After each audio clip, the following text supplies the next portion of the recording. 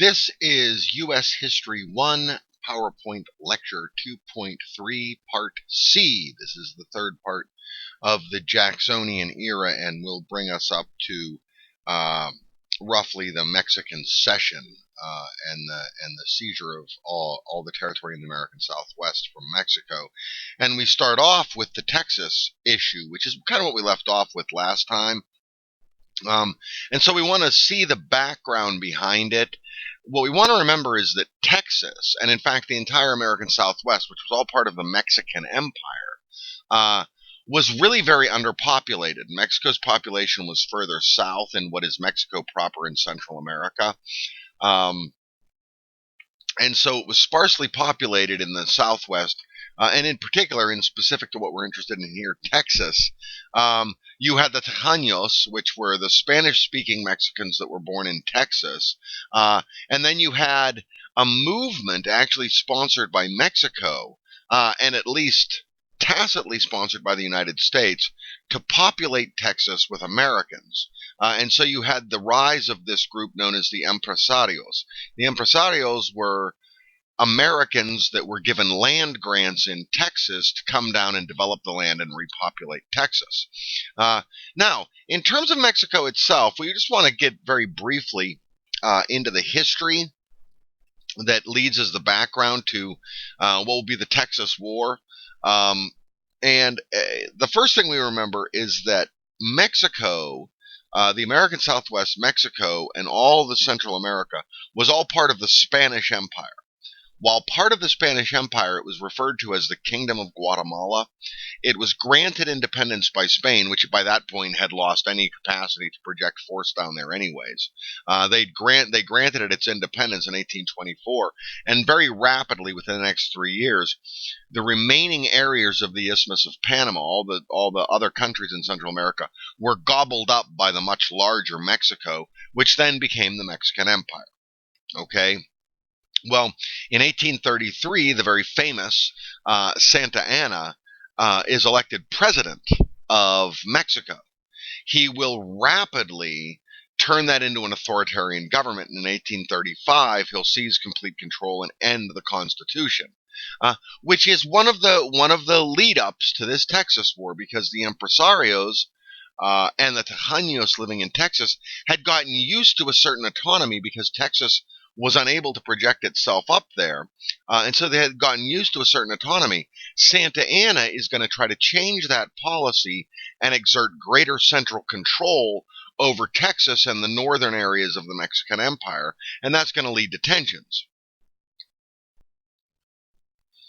On the 2nd of March of 1836, Texas, under the command of Sam Houston being one of the empresarios, perhaps the most famous of them, will proclaim its independence. This, of course, is not recognized by Mexico. Mexico opposes this and will march an army of 5,000 into Texas to suppress what constitutes, at least in the perspective of Mexico, what constitutes a rebellion.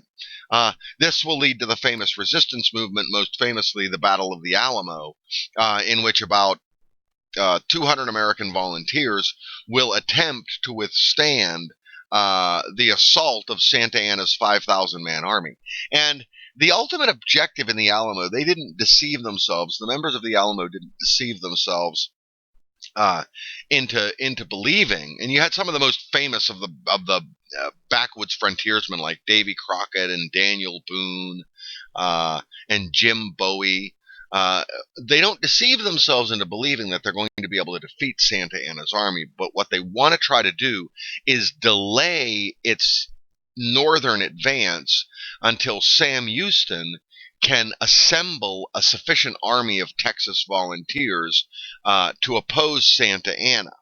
On 6 March, they'll make their final assault on the Alamo and take the fortress and kill everybody but one person, who they allow to go north to tell the news of the great Mexican victory at the Alamo, which, of course, 5,000 against 200, and it took them 3 days to do it, is not that much of a victory. And while all Americans always chant "Remember the Alamo," and they think of the Alamo when they think of the Texas War, what fewer of them remember is Goliad. Goliad was a little more infamous, and it will serve as the rallying cry that will allow Houston to gather enough volunteers, and it will also create outrage throughout the United States. Goliad is a prisoner of war camp where the Texas prisoners are being held. Now, in the view of Santa Anna, the Army of Texas and the prisoners at Goliad constitute rebels, and therefore they are engaged in an act of treason. Well, treason is punishable by death. And so Santa Anna orders the execution of all the Texan prisoners. In cold blood, just outright execution. And this will become more of a rallying cry even than the Alamo for assembling the army and for rallying the forces. In April of 36, Houston will launch what will become the last campaign of the war. By this point, Santa Anna has moved from the position of San Antonio. He's moved northwestward actually, and positioned a series of garrisons along the way. Those garrisons, coupled with his operational losses, left him with about 1,500 operational ready men to engage in any kind of a battle. Sam Houston, by the same token, had a much better trained army and was much more mobile and much more light. And he had about 750 men, and in the Battle of San Jacinto, he'll end up just outmaneuvering. He'll end up outflanking Santa Anna and cutting off his retreat. And this will force Santa Anna to surrender. And when they capture Santa Anna, they ransom him back to Mexico in exchange for Mexican recognition of Texan independence. And in so doing, this is going to line up the precipitory causes of the Mexican-American War. Because in the recognition of Texas independence, it's a little unclear where the border between Texas and Mexico is going to be. Currently, it's at the Rio Grande River. And that's accepted by both sides. But when it was originally created, that wasn't accepted. The Mexicans claimed that Texas, the southern border of Texas, was at a river a little bit further north. If you look at a map, and I didn't include one here, you can just glance at a map of Texas, the Nueces River, which is a little bit further north. The Texans claim down to the Rio Grande. And we remember that now Texas's independence is very interwoven with the situation in the United States. Remember that under Tyler in 44, the United States expressed an annexation, that they wanted to annex Texas. And so the Texans kind of are caught almost between a rock and a hard place. The Texans really kind of envisioned an independent Republic of Texas, not necessarily incorporated in the United States, but they needed the support of the United States to oppose Mexico, and so they fairly reluctantly go along with this idea. This brings us to Polk's foreign policy. Now, we talked at some length about Polk becoming the president in 44 and how that happened. Well, if you'll recall from the last lecture, I talked about John Tyler and the fact that John Tyler really didn't have any idea how to solve the economic downturn in the American economy caused by the Panic of 1837 and the Depression of 39. And so he distracted people's attention with foreign policy, with foreign affairs, most notably of which was the border with Great Britain in Canada, which produced the Webster-Ashburton Treaty, and with this Texas issue and the possible annexation of Texas. Well, Polk is going to find himself in a very similar position. He really doesn't have any solutions to the economic downturn which is enduring in the United States. It will endure until really the discovery of gold and silver in Colorado and California. So that'll be 1850. So it continues, and Polk doesn't have any more idea than Tyler did of what to do about it, so he's going to borrow a page from Tyler's playbook and beat the drums for foreign affairs, for international relations issues, foreign policy. And he picks the same two issues. They're really the only two issues that are out there. The first is the border with Great Britain. Now, under Tyler, the eastern border with Great Britain and Canada had been settled in the Webster-Ashburton Treaty, but you still had that vast western border in what was the Oregon Territory. In the Oregon Territory, if you remember the Rush-Bagot Treaty from back in 1818, the Oregon Territory refers to the very northern part of the American West. Okay? And by American, I mean North American. And so it divides between Canada and the United States. And it was always a very questionable, unclear border. But now that the U.S. is pushing out that way, they need to clarify where the border between the United States and British Canada is going to be. Currently, under the Rush-Bagot Treaty, it's locked at the 49th parallel, 49 degrees north. Okay? And so Polk creates this rallying cry, 5440 or fight. Okay? Meaning that the United States is pressing the issue of pushing the border northward to 5440 or going to war with Great Britain. Now, of course, there's not a lot of traction with this. It becomes fairly popular rallying cry, but there's not a lot of real traction because the United States has been getting along with Great Britain since 1818, really since 1815 in the Treaty of Ghent. Okay, there have been increased trade relations, there's been improved diplomatic relations, and the United States is really ill-disposed towards going back to a militarized conflict with them because both of them that they've engaged in, both the American Revolution and the War of 1812, haven't, I mean, the United States didn't lose, but they haven't gone particularly well. You know, militarized conflicts, war is a very unpredictable situation. And so this was kind of the last resort. And actually, one of the things that we talk about in American foreign policy is that this is going to be one of the very, very few attempts, the very few cases where the United States will legitimately compromise its position and engage in an actual negotiated settlement. One of the things we talk about in American foreign policy, particularly in the modern era, is that the United States seems to feel that the concept of diplomacy is that anything short of military hostilities is negotiation and diplomacy. That's not entirely true. Okay, negotiation and diplomacy requires compromise, requires a give and take. And I remember when I was a graduate student at Georgetown University, I was in the Master of Arts of Arab Studies. And the only group that we really were allowed to interface with were the Master of Science in Foreign Service. And the Master of Science in Foreign Service was effectively the farm league for the U.S. State Department. They get the people out of the Master of Science in Foreign Service immediately. And one of them there explained it to us, and I liked the way he explained it. He says, you can always tell that a compromise is successful.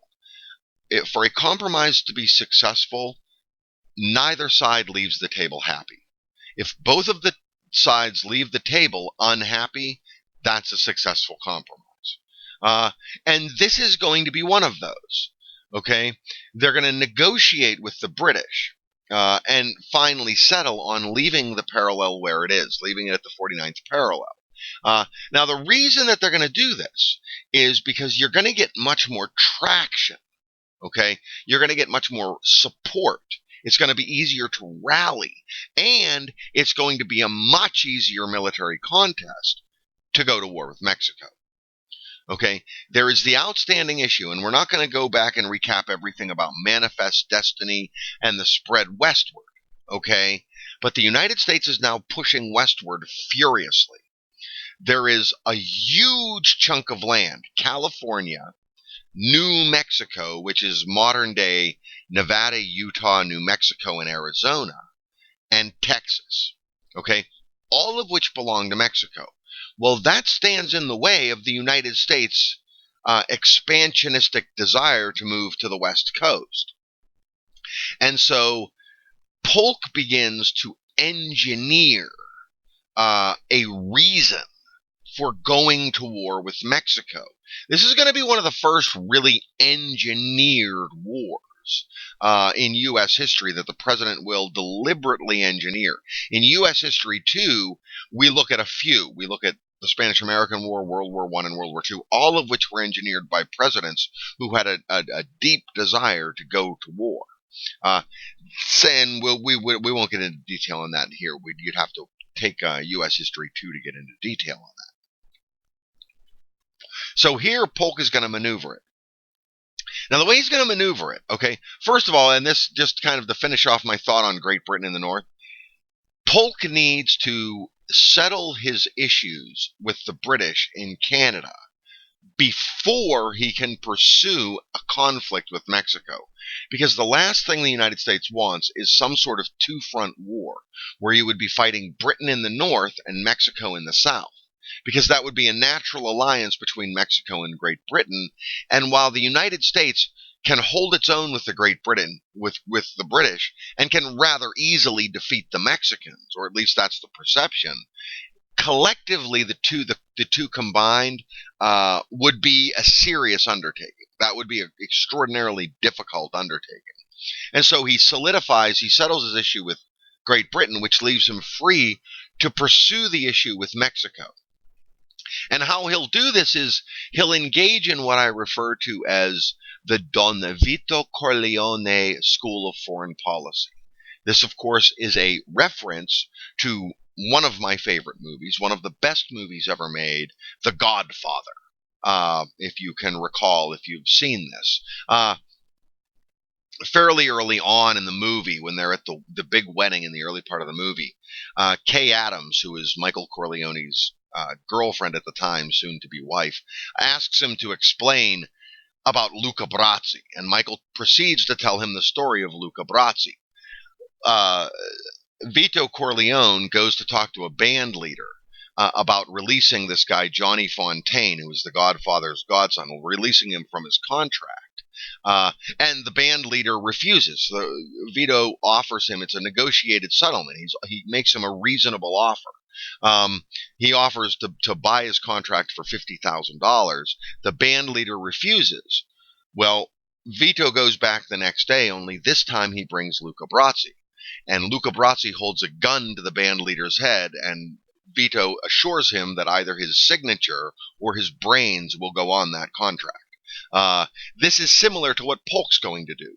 He sends a guy by the name of Slidell to negotiate with the Mexicans. They're going to make them an offer they can't refuse. The United States offers them $30 million for the disputed territory between the Nueces and Rio Grande River. But along with Slidell comes Zachary Taylor in the American Army.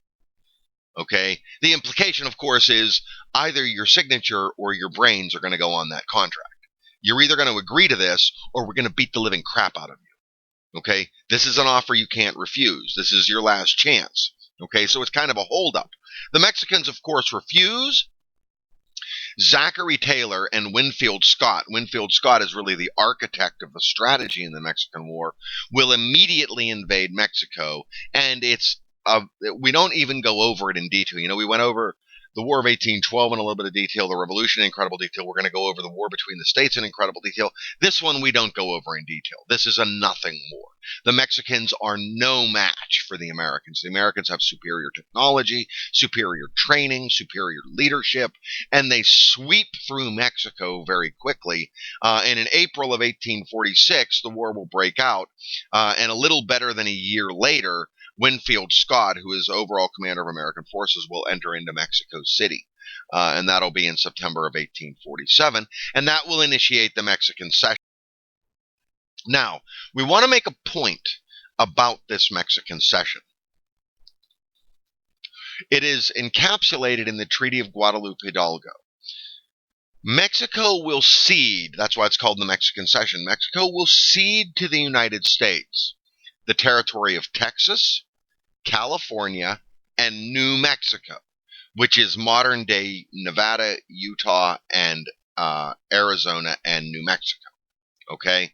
The U.S., in exchange, will give the Mexicans $15 million and assume $3 million in debt that Mexico owes Americans. Okay. Now, the result of this is going to be the largest single day expansion in American history. They will take the entirety of the Southwest, with the possible exception of the Louisiana Purchase. Now that I think about it, the Louisiana Purchase was probably a larger land expansion. This will be, the next large one in 1848. Now, here's the problem with the Mexican Cession. The Mexican Cession makes the war between the states a virtual inevitability. And the reason is because all of the territory that is taken, okay? Now, let's go back. Let's preface this and go back for just a minute to the idea of the Missouri Compromise. The Missouri Compromise said all of the territory in the Louisiana Purchase, 3630 was the cutoff point. All the land north of 3630 couldn't have slavery. All the land south of 3630 could have slavery, but that dealt only with the Louisiana Purchase. We're far west of the Louisiana Purchase now, okay? So no agreement exists with this. However, if we look at the American Southwest, okay, California, especially Utah, Nevada, Arizona, and New Mexico, these territories are not conducive to a slave labor system. They don't have the capacity. You're talking about the arid American Southwest, desert. You don't have the ability to grow a cash crop. And even under the most liberal stretch of the imagination, the only area where a slave labor system is in any way viable is if you can have a cash crop. Okay, we'll deal with that actually in the next lecture when we begin Epic 3. We go over in some detail the difficulties with slavery as an economic system. Okay, so it is extraordinarily unlikely that without any control by the national government whatsoever, that the states that are created out of this Mexican Cession, it's very unlikely they'll choose slavery because it's just not geographically, topographically, climatologically, it's not conducive to a slave labor system. Well, as a result, these guys are most likely, all the American Southwest, all the states that are created there, most likely will enter into the Union as non-slave states. And if they do so, that will end any balance of power in the U.S. Senate. And therefore, the nationalists will be able to run roughshod over the states' rights people, and the national government, the supremacy of the national government will be established. Okay? And so by gaining all this territory, it virtually assures that there will be a civil war. Now I want to go over in a little bit more detail the general economic trends that are taking place in the early 19th century, really in that first third. And what we're going to see is a shift, and it's a deliberate shift in the comparative advantage of the United States. And I will spare you, you can thank me later, I will spare you the technical economic details of what constitutes comparative advantage. This we study in international trade and things like that. Micro, macro could cover it. A lot of guys don't cover it in micro, and I always do. But at any rate, it's a fairly simple concept. What gives someone has a comparative advantage in the production of something if in producing it they sacrifice less of the alternative. That's comparative advantage. We won't get into it. You're not going to be tested on it. Just to throw it out there so we understand what we're getting at. Think of it as the primary focus of your production. Okay, what are you throwing your resources into the production of? Okay, and of course, through the entire colonial period, at least partially because of the Navigation Acts, which prohibited manufacturing, in America, the primary thing was the development of primary industry, okay, agriculture and extraction. That's going to change once the United States is independent, and particularly in the early 19th century and through the middle of the 19th century, with something like, we have the Henry Clay, and later on the Whig Party, championing this idea of the American system. The American system is where the national government will take public money and deliberately subsidize the manufacturing sector and subsidize the development of infrastructure. And of course, this idea actually never comes online. It gets defeated. It won't come online until the 1930s with the New Deal. And that's because at the time, there's problems. One of the problems, of course, is a timing one. Henry Clay decided to press this issue when John Tyler was president, which was not a good idea. John Tyler was a states' rights president.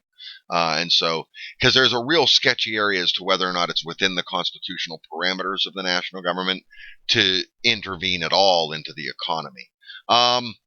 But at any rate, nonetheless, there will be a massive increase in the development of the manufacturing sector. If you remember from a table from a couple of lectures ago, the labor force in manufacturing was almost negligible. Like at the time of the Federalists and even the early Republican Party, it was almost negligible. Well, by 1840, the share of the labor force in industry is 8.8%. That will mushroom. That will almost double by 1860 to be 13.7%.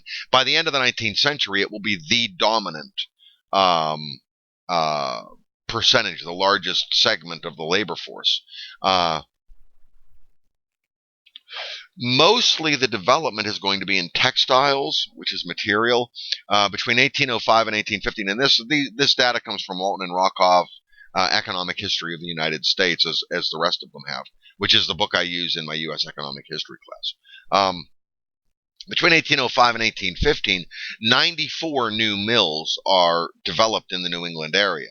The value of manufacturing, this is a pretty startling figure here. The value of manufactured products in 1810 is going to be $200 million. In 1860, it will be $2 billion, and that's adjusted for inflation.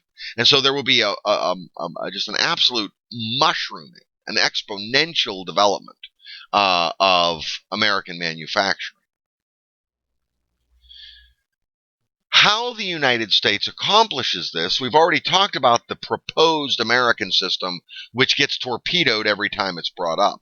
But most notably, we have a protectionist trade policy. We had the Embargo Act and the Non-Intercourse Act, which we talked about. We had this tariff policy of 1816 and 28, the Compromise Tariff of 1833. We had another one proposed in 1842 by the Whig Party, but it was defeated by John Tyler. He vetoed it. The idea being that this much is clearly within the constitutional parameters of the national government to regulate international trade policy, and they do this in a way to cultivate American manufacturing. When you tariff foreign products, it increases their price, which allows American manufactured products, which are created at a higher per unit cost, to remain competitive. And that's going to be the primary thing that's going to help develop industry. The other thing is going to be technological advances. And in U.S. history, too, we look at these a little bit more because especially with the steel industry, there's just going to be manifest large technological advantages. And there are here, too. Two primary ones are really of interest to us. The first of which we've talked about before, the development of the cotton gin. The development of the cotton gin about quadruples per labor production of cotton. Okay? And we'll deal with this a little bit when we deal with the economics of slavery, because that means you don't need as many laborers to produce as much cotton. Well, you're already stuck with all these slaves that you went out and bought, and so that means you're over leveraged. It means you are overcapitalized. But at any rate, we won't get to that right now. So that's one reason for the increased production. The other is going to be the adaptation of the steam engine to industrial production, okay, in the 1840s. Now, we talked about steamboats and steamboats on the Mississippi River and how they assisted infrastructure development, etc. But we haven't yet talked about the impact this is going to have on industry. The primary source of power in the manufacturing industry prior to the 1840s is the old traditional water wheel. Okay, and you've seen them. If you've ever traveled around the United States, especially in this area or in New England, you see that the mill, okay, the factory, the area of production, okay, the means of production, is located by a river. Well, the reason it's located by a river or a stream is because you have a water wheel there, and as the stream passes by, it turns that water wheel. That turning of the water wheel will in turn turn the mechanisms of manufacturing. We see this especially in the manufacturing of flour. Okay, well, in the 1840s, that's going to change. They're going to stop using the water wheel as much and start to actually incorporate the steam-powered engine, which is much, much more powerful and will dramatically increase the productive capacity of American industry. In addition, simultaneously, we have the transportation revolution. The oldest turnpike in the United States is the Pennsylvania Turnpike, first built in 1789. And it actually follows the course of what is now U.S. Route 40. I was just on it this last weekend going to Baltimore because I don't drive on the current Pennsylvania Turnpike because they want to charge me a toll, and I refuse to pay tolls. You know, I pay my taxes. That should be enough to maintain your road. I'm not paying you extra fees. But the PA Turnpike was begun in 1789. Now, it wasn't begun with state money. Remember, this was the conflict with the American system, and they had this conflict with the Federalists. Is under the strict parameters of the Constitution, the United States government really isn't authorized to do this. Okay? And so what's going to develop in the early 19th century are private companies, for-profit companies, that will run these as toll roads. Okay? I would have no problem with that. You want to be a for-profit company that runs for a toll road, that's fine, because that means my taxes are going to go down. If the national government doesn't have to maintain the road, my taxes go down. No tax money has to go into that road. Then I'll pay you a toll to drive on your road. And you see that in 1830, by 1830, Pennsylvania had 86 of these companies with 2,000 miles of road. You look at the data here. In 1811, New York had 135 companies with 1,500 miles of road.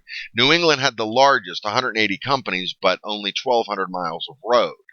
Okay, the canals, the Erie Canal was completed finally in 1843. It was begun in 1815. Steamboats, we talked about this, I think, before a little bit. In 1811, you had one ship with a 40-ton displacement. That shouldn't be 40 tons. That should be 400 tons. In 1860, I guess I forgot a zero. In 1860, you had 817 ships with 195,000 tons. And even more significantly, kind of one of the interesting kind of trivia facts, one of the interesting tidbits, is that in 1847 we see the first U.S. regulation of an industry. This is the first intervention of the United States government into the marketplace in terms of regulation with the Steamboat Boiler Inspection Act, because what was happening was that they were increasing the number of steamboats so rapidly and doing experiments with improved engines that a lot of these engines ended up blowing up and killing the crews. And so the United States government standardizes the specs necessary for a steamboat engine. Railroads, we see the expansion, and we took a look at this before. In 1830, you only have 23 miles. In 1860, you have 30,626 miles. Now, one of the interesting things to take note of, okay, in terms of this transportation revolution, and this is true particularly of the roads, the canals, and the railroads, the vast majority of this development, about 80% of this development, takes place in the north. Okay, look at the roads. All three of those cited there, Pennsylvania, New York, and New England, are all in the north. The railroad development, about 80% of that railroad mileage, is going to be in the north. The north is the one developing. The Erie Canal is in the north. This is going to come into play very significantly when we start to deal with the war between the states, because this means that because of this infrastructure development in the north, they will have a logistical superiority over the Confederacy. It'll be easier for them to move troops, which will have, and easier for them to expand industry, which will have a catastrophic effect for the South during the war between the states. In addition to the manufacturing increases and the production increases, we also have improvements in how industry is organized. You have two very famous, the Rhode Island system and the Waltham system, and you see what they are there. The Rhode Island system, this is long before child labor laws, okay? The Rhode Island system would employ an entire family to work in the factory. The idea being that this would be the least amount of displacement to the family unit. The family would all work together, so they'd all be on the same schedule, etc. Uh, you would work them from from the young ages of 6 and 8 years old all the way to the 40-year-olds and the 50-year-olds, and they would work in the industry, and that it would be one family, and that kind of stabilizes your labor force. The Waltham system is a little bit different. The Waltham system focused on hiring young teen women, and the basic reason behind this had to do with the development of what's called the culture of domesticity. And what that means is that one of the reasons that they wanted the young teen women working in the factories was to keep them off the streets, because on the streets they can get themselves into trouble. Okay? In terms of the systematic development of industry, we have what's known as the American system of manufacturing. This is very different, and keep clear in your mind. This is different than what we've been talking about in the American system. The American system was this idea espoused and championed by Henry Clay and the Whig Party in terms of subsidization of industry. That's not what we're talking about here. What we're talking about is the American system of manufacturing. This is going to be the forerunner to Henry Ford's innovation in the early 20th century of an assembly line.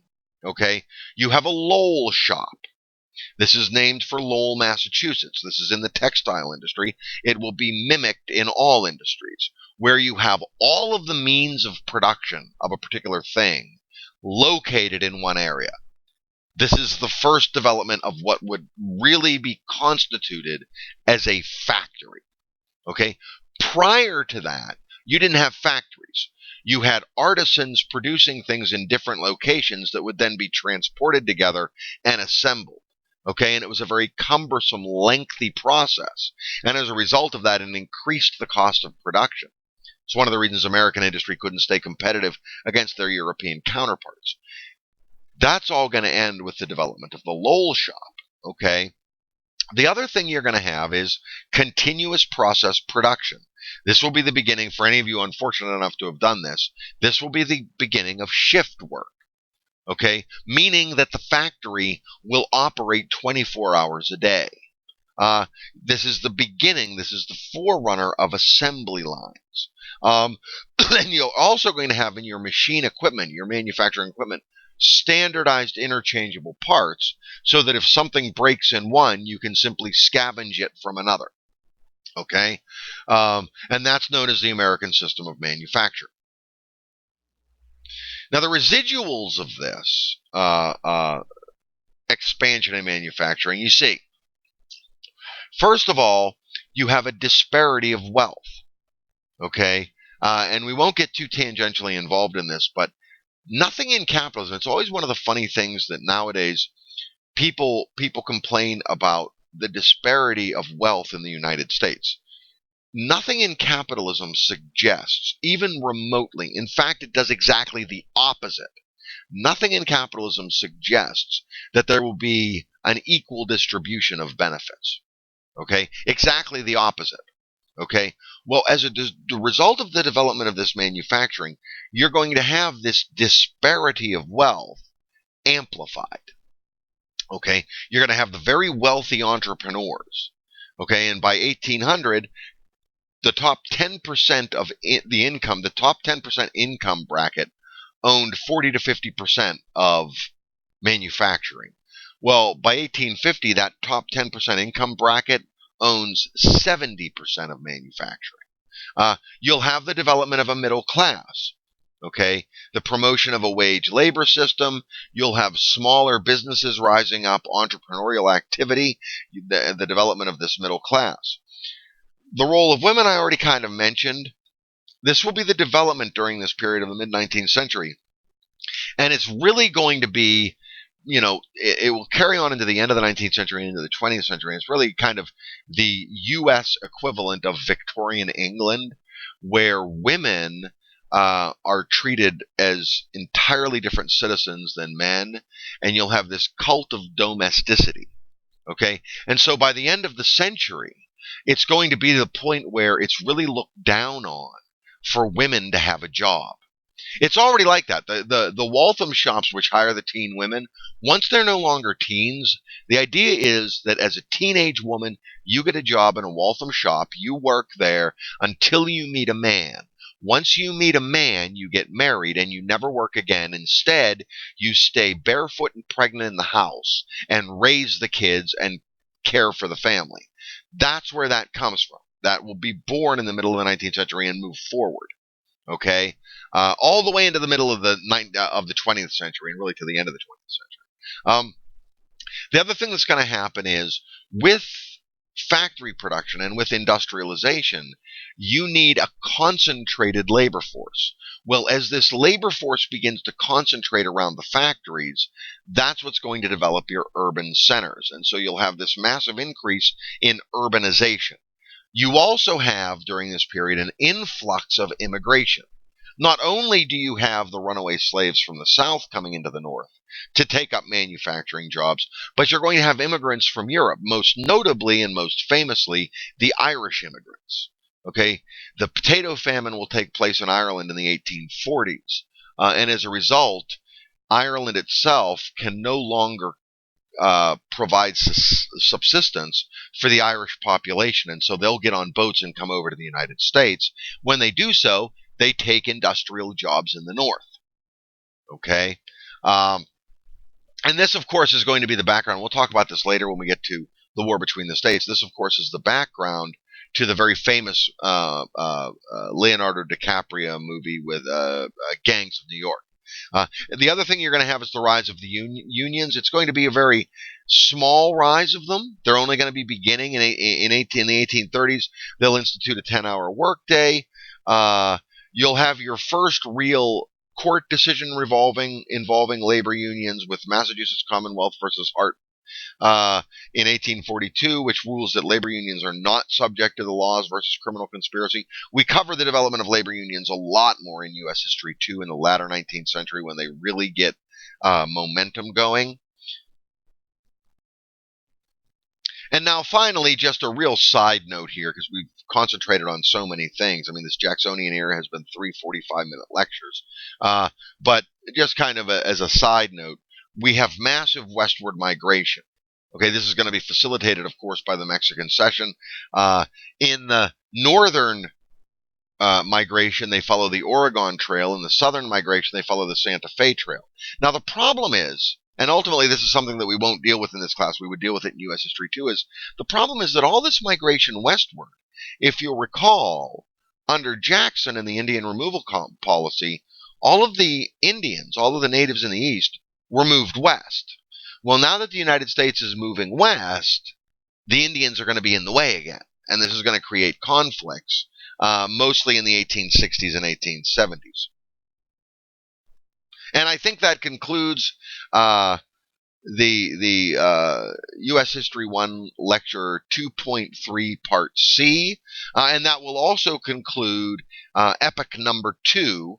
And so thanks.